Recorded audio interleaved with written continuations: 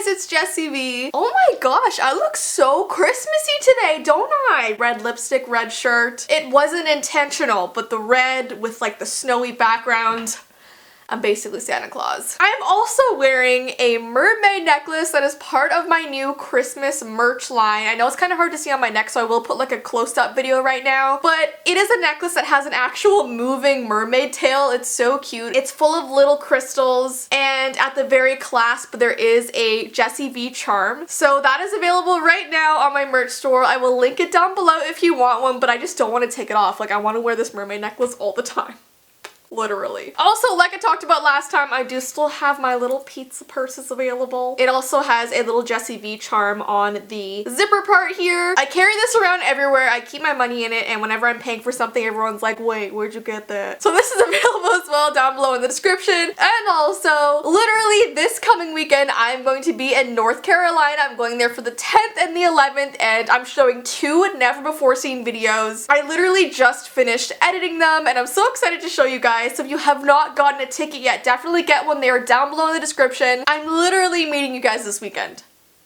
This weekend. Okay, and the last thing, see, I'm getting faster at these intros. Do you like it? I think you guys will actually like this. I got a beautiful painting in the mail that a lovely girl named Monica made for me. She emailed me and told me she was an artist and showed me some of her work, and I loved it. So she said she'd be really happy to send over a portrait that she painted of me. She makes a bunch of custom paintings. I will put her website link down below in the description. She also has her own art channel on YouTube if you guys want to check her out. But yeah, are you ready to see this painting? It's so gorgeous. Oh my gosh, I'm gonna get out of the way so you can see it properly. Look at this. What is this talent right here? This is absolutely gorgeous. I cannot wait to put it up in my studio. She even has the forest behind me. She has a moon. She like did everything perfectly, and I could not be more amazed or more thankful. So thank you so much, Monica, for making this. I'm gonna treasure it forever. I'm sorry I have Winnie hair on it already. Don't worry, I'll dust that off. But you are so talented. Oh my goodness. And that goes for so many of you as well. I always get fan art in the mail. You guys tag me on Instagram in your art. You guys are so talented, so thank you. Anyways though, today is the final ending of the whole Attic Man series. This has been going on for a very, very long time. Definitely catch up if you haven't, and then come back and watch this video. But oh my gosh, we have our final answers. I'm not gonna bother these poor people anymore. I'm just gonna read the final email, because in the last video I asked you guys what are the final questions you want me to ask before we end this entire series, and there were 3 main questions that you guys wanted answered. The first ones are obviously the drawings in the basement. Where did they come from? Have they even seen them? The second one was if they've had any paranormal experiences with the forest behind my house. Have they seen the little boy ghost? What do they think about the whole thing? And then the third one, which I hadn't thought of, in fact you guys thought about it in the comments, is why was that cross on their back porch? When I got there, it was there. They never took it with them. It was just on the back porch facing the forest. It was all rusty. Like, you guys wanted to know what that was about. So Ryan and his family did send me one last email that I am gonna read to you guys. I do have their permission. They are seriously so nice. I couldn't, like, they're the nicest people to deal with. So I'm gonna read this for you guys, but isn't it so crazy how like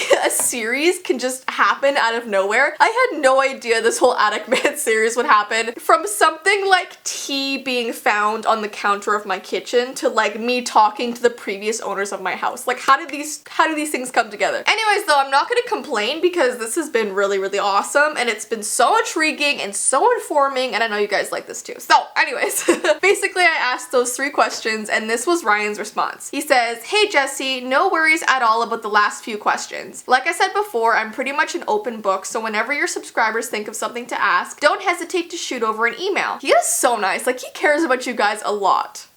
Take that in. I will admit though, I think I've told you mostly everything I personally know. So my parents definitely helped me write this email because they were at your house more than I was. So for your first question, you wanted to know if we knew about the drawings in your basement and how they got there. This is definitely a mystery for us too, so it probably doesn't ease your mind to hear that. No, I mean, I was really hoping they would be like, oh yeah, it's because of this. Like, they'd have an immediate answer. But when I read that it was a mystery for them as well, I was like, no. But they do have some logical reasonings that, you know, of what it could be, so I'll read those to you now. Oh, it's gonna talk about how his mom found them first. It says, my mom said that one day about 5 years ago around the end of November, she was in the basement getting some of our Christmas boxes out of storage because she wanted to start decorating the house. That's literally me right now. Like, I cannot wait to decorate my house for Christmas. The boxes were under a stack of stuff, so she had to move things around to get to them. She placed a few boxes in the far corner of the basement, and when she went to turn around, she saw the drawings. She said they confused her but didn't scare her. She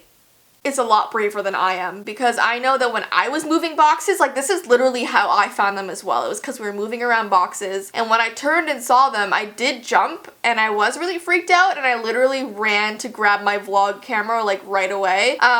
Stuff like that freaks me out. So she's very brave, and that's cool. So it says they confused her but didn't scare her. The reason for this is because we have a lot of children in our family that could have easily done that. That was my first thought. Like, when I saw that, I didn't immediately go paranormal. I was like, okay, maybe the previous owners of the house had little kids, maybe they were drawing in there, so there you go. So it says, your house is a fairly decent size to hold family events. So most years for things like Thanksgiving, Christmas, Easter, etc., we had both my mom and my dad's sides over. So sometimes that would be 60 or 70 people. I know, ridiculous, right? I mean, yeah, a little bit. I have a big family as well, and we do host a lot of things here. Like, we just held Thanksgiving here, and a lot of the time we hold Easter here. So I do realize a lot of family can fit in this house. It's very true. And I would say 30% of that was children. So because the basement is finished, we use it as a playroom and a movie room for them, so the adults could hang out and talk upstairs without kids running around chasing each other. Because trust me, we've had our fair share of glasses knocked over.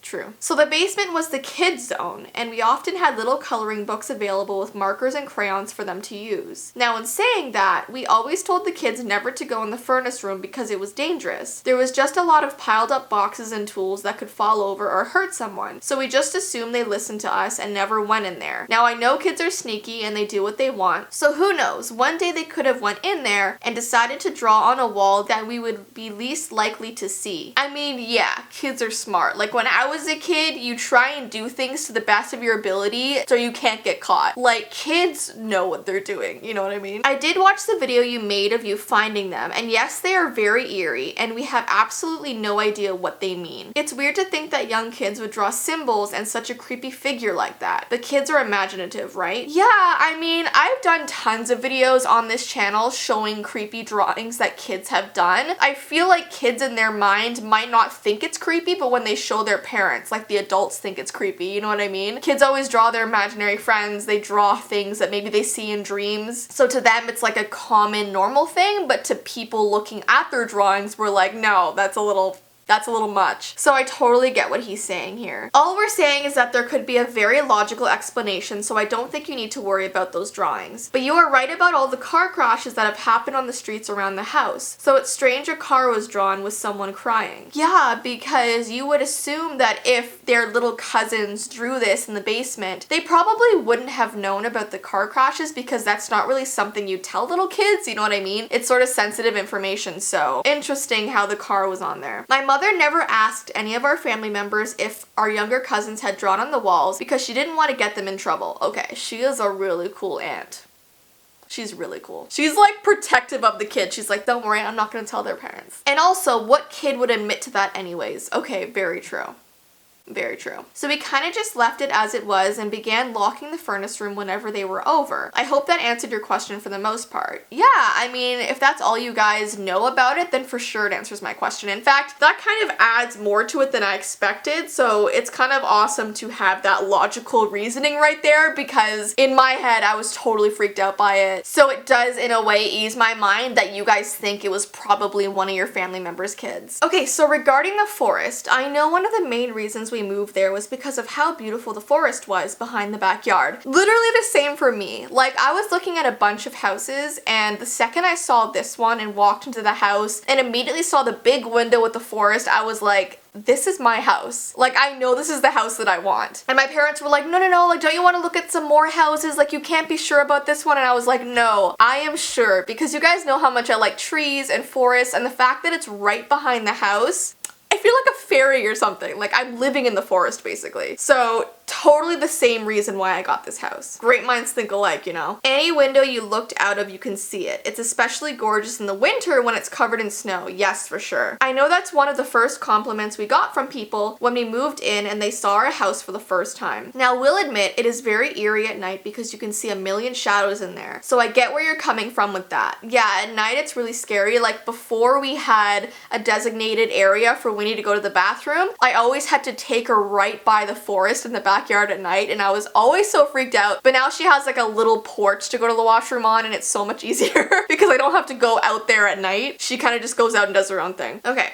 But we've never seen anything in there, nor has anyone else in our family. I did see the ghost picture you caught of the little boy, and that blew my mind. I believe you 100%, especially because you genuinely looked afraid when you were talking about it. I tried showing my parents the picture of the ghost boy, but they didn't want to see it. I know they want to keep their memories of that place happy. I mean, I totally respect that. I would never want to like force any ghost pictures on you guys, so if your parents don't want to see that, I totally understand. I guess it's good at standing behind the fence though, right? Yeah. Like if it was on the other side of the fence, we'd have a bigger problem, you know? If there are any spirits there, maybe they can't cross over onto your property. But like I said, I'm someone like my dad when it comes to being skeptical. And then lastly, you were asking about the rusted cross that was on the porch when you arrived. I do apologize that it wasn't moved. If we are being totally honest, we forgot it was there. We rarely use that porch. Actually, if we continued living there, we were going to tear it down to make a brand new one because the wood is looking very old. That is so weird that they said that because my dad and I were just talking about tearing down that porch and creating a whole new one next summer because yeah, it does look old, it does look kind of worn out. We wanted to totally re-landscape the backyard, so that's really weird you said that. And this is the really creepy part. It says, my parents said that when we first moved there, it was already there on the porch.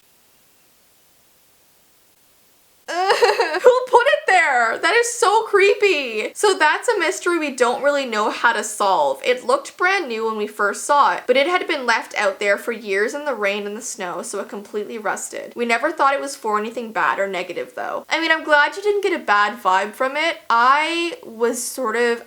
I got a really eerie feeling when I saw it. And right now, I still have it. It's not on my porch. We took it off the porch. It's in my garage. It's so rusted. It's in the corner of my garage. I don't know what to do with it. Like, do you throw out crosses? I feel like that's not something you're supposed to do. Like, is that like blasphemous? Like, is that the word? I don't know. Anyways, though, it's just rusting out in my garage, so. All right, and finishing up, it says, anyways, I hope we answered everything. I know you said that this was your last email, and that's totally cool. Just know you weren't a bother at all. We also wanted to wish you and Ty a very happy marriage in the coming year. We're very happy for you. Cheers, Ryan and family. Oh, that's so sweet. Thank you so much, guys. Honestly, they were the nicest people to deal with, and I got so much information, and so did you guys, so I am gonna close off this series now because, as I said, even though they're so open and so happy to communicate, I don't want to like push into their life anymore. They've already helped out a ton, so I think this series is finally closed where it comes to the previous owners of this house. I don't think the paranormal activity in this house will ever be closed, and as I said, whenever something really big happens, I will definitely make a video for you guys, but the paranormal activity in here has actually been sort of at a standstill for the last few weeks, which has been great. It's been good. It's been a good quiet few weeks here, but we've also been having a lot of renovations being done at the house, so maybe the ghosts are just scared. They're just hiding from all the loud noises. But anyways, guys, I'm gonna get going now. Don't forget to get your North Carolina tickets, so down below in the description, and if you want this beautiful mermaid necklace, that's down below as well. But yeah, have an awesome rest of your day, guys, and I will see you in my next video.